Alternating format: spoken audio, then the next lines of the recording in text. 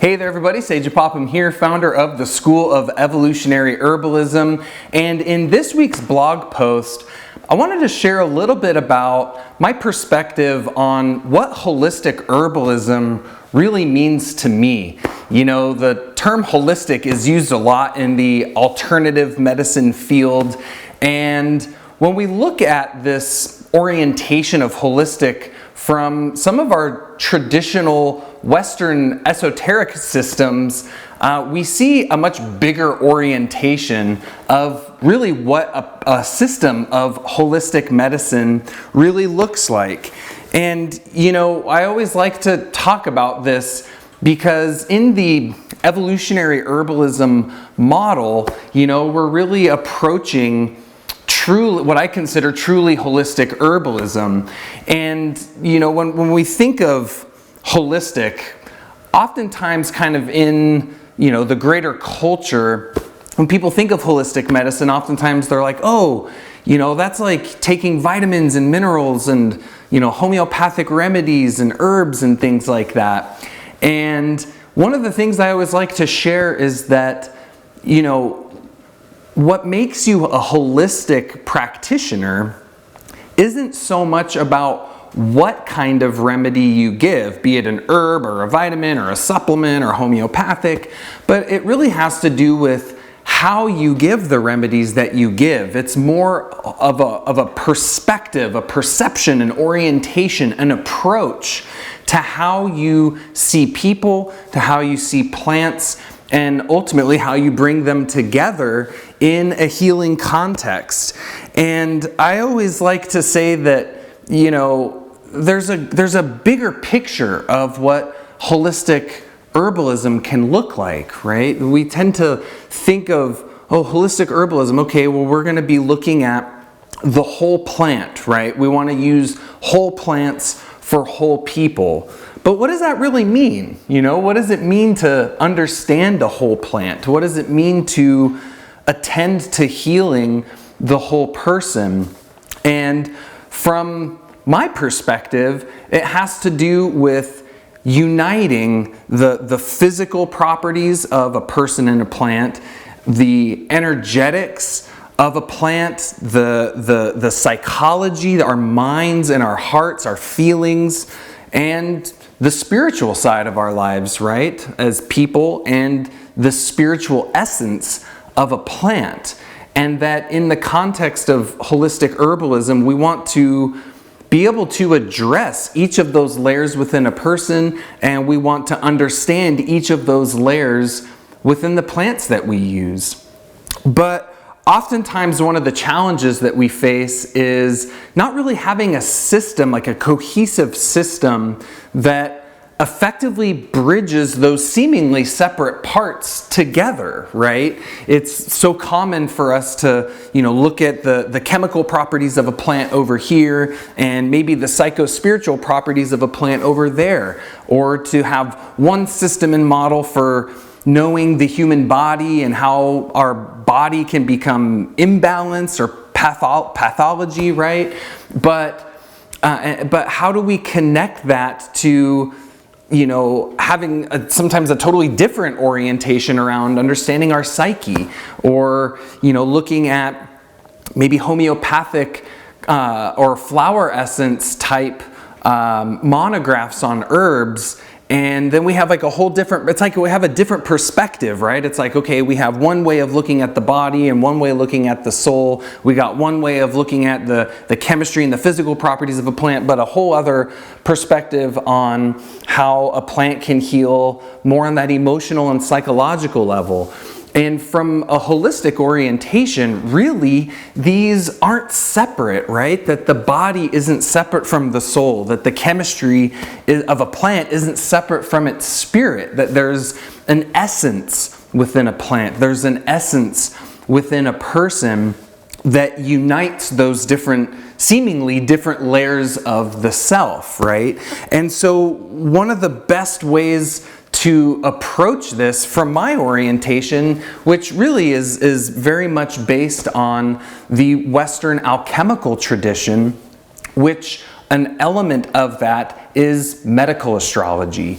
And medical astrology is this incredibly powerful tool that takes our orientation of holistic herbalism to this whole other level, right? Because now we're not just looking at the whole plant or the whole person, but we're looking at the whole plant and the whole person in relationship to the cosmos, to nature as a whole, and being able to understand the connection between a plant and these, from an astrological perspective, these archetypes, right? I mean, that's really ultimately what astrology is it's a system of understanding the archetypal forces of nature and how they influence not only us, but also how they influence medicinal plants.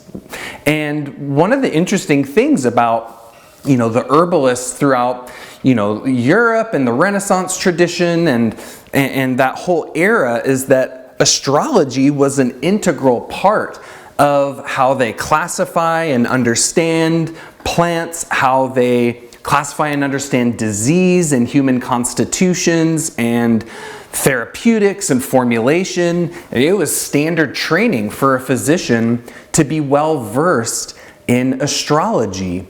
And this is one of those areas of healing that we've really seen kind of fall off the charts. Not too many people really think of astrology from more of this medical orientation, but it was an integral part of the way it was used traditionally. And that's something that in the evolutionary herbalism model, I'm really working hard to revive, right? To bring back this incredibly powerful system and model that is really, really holistic, like next level holistic in the way that it unites people and plants to these greater archetypal forces of nature. And so it's this incredibly powerful tool that we have that brings together these seemingly separate parts of people and plants. That, for example, if we're looking at someone's birth chart, which is basically where the planets and the signs and these archetypal forces were throughout the seasons at the moment we're born. And so it's this snapshot, this very specific snapshot of time and space and the archetypal forces and how they were interacting at the moment you're born. And those forces kind of stamp us with their influence and ultimately determine not just, the way modern astrology tends to look at it in terms of our personality or even our soul's development and evolution, but it's also very bodily. It's affecting the shape and contour of our body, our constitution, our organ system strengths and weaknesses, and maybe where we're predisposed to get certain types of conditions or diseases or energetic constitutional imbalances. It's all right there in the chart. But it's one chart, right? It's one pattern that you can look at it and say, okay, this chart is representing the body and how the organ systems are communicating to one another. Which ones are strong? Which ones are weak? Which ones need to be kind of tamped down in their excesses and built up in their deficiencies? We can look at that same chart and say this is the underlying structure of the mind and the emotions and kind of the way that our thoughts are oriented, our perspectives and perceptions and how we see things, and maybe where those areas of our life where we need to grow, right, and learn. And that's really taking this evolutionary astrology approach where we look at the chart and see it as a blueprint for our soul's development. Right? That through the chart we have an ability to see the archetypal forces of nature and which ones that we embody and express really, really well, and maybe which ones we don't, right? And we all have strengths and weaknesses, right? Some people have a really well integrated Mercury, right? They can communicate and express themselves and learn and the way Mercury represents our mind and the way we think and the way we communicate. And so some people have that very well developed, but maybe their Venus isn't well developed, and they have a really hard time relating to others and having, connection with other people and having deep, lasting bonds and connection and harmony in their relationships and in their life.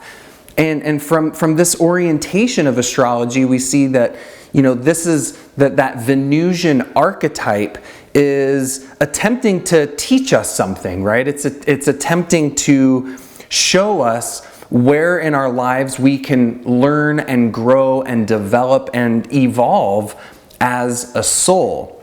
But those patterns in the soul where we need to grow and learn are directly influencing the mind and emotions and are directly influencing the body. And so it becomes this incredibly powerful tool for understanding a person holistically. So I always like to talk about astrology because it's this incredibly powerful tool that we have as herbalists that assists us in our evaluation and assessment of our clients. It enables us to see into the body, to see into the root causes of disease. It gives us a system of understanding plants as well, that we can look at an herbal remedy and through its medicinal properties, through its habitat and its morphology and color and texture and shape, its actions, its energetics, where it moves in the body, its affinities, to its spiritual properties, we can understand all of that through the lens of astrology. So it's this incredibly powerful tool that we have. And I always say, as herbalists, the more tools we can have in our toolkit, so to speak, especially for working with people to assess what's going on with their health, the better. And a lot of times, when we're working with a person, it's common for a lot of herbalists to really rely on intake, the interview and that conversation that we have with a person as the sole means for getting the information that we need to get to figure out what's going on for them, so we know how to help them to the best of our ability. And oftentimes when folks want to have other systems for assessment and evaluation, we look to things like the pulse and the tongue, or maybe facial diagnostics or iridology. And those are all great, but we have this other really great, very well-established system that is medical astrology. And the beauty of that is that it's a system that is connecting us to those greater archetypal forces of nature. So I know astrology isn't for everyone, and some people may be a little turned off by astrology because, maybe someone gave them a reading one time and it didn't resonate, or sometimes it's a whole language to learn and it can be a little bit overwhelming. A lot of my students are like, oh great, Seja, herbalism is already overwhelming enough. Now you're throwing astrology on top of that. But one of the beautiful things is that as you study astrology, you're studying people and you're actually studying plants. And when you're studying people and plants, you're studying astrology. It's like it's all one system. It's all one way of looking at things. And it's connected to this greater pattern of wholeness. And that pattern of wholeness, to me, is what holistic is really all about. And I think astrology is one of the most potent tools that we have to cultivate and develop a very refined, very effective, very precise and specific system of holistic herbal medicine. So thanks so much for joining me here on this blog episode. If you're watching this anywhere but our website, head on over to evolutionaryherbalism.com. We've got tons of free training, videos, and materials for you there. Be sure to check out our podcast on Stitcher and iTunes at The Plant Path. Subscribe to our YouTube channel, Instagram, Facebook to get daily updates on what we're up to out here at the School of Evolutionary Herbalism. And thanks so much for tuning into this episode. And until next time, take care and be well.